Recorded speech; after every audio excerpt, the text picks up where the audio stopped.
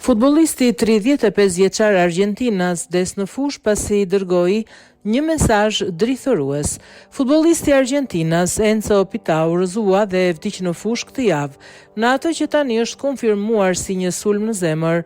Pitau, babai një vajze të vogël, tregoi shenja shqetësimi përpara se të pengohej dhe të binte në tokë. Ai u dërgua me urgjencë në një spital aty pranë, ku konfirmua se kishte pësuar arrest kardiak. Ai vdiq pak kohë më pas. Enzo Pitau po luante për Don Orione në ndeshjen e dytë të fazës së dytë të turneut Argentinas Federativo kundër Club Union.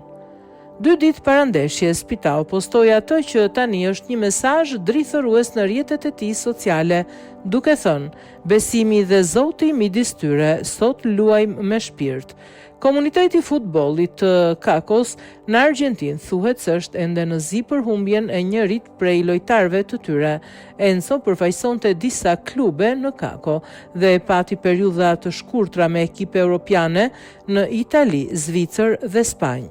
Klubi Enzos Don Orione postoi këtë mesazh për të shënuar ndarjen e tij të trishtueshme nga jeta.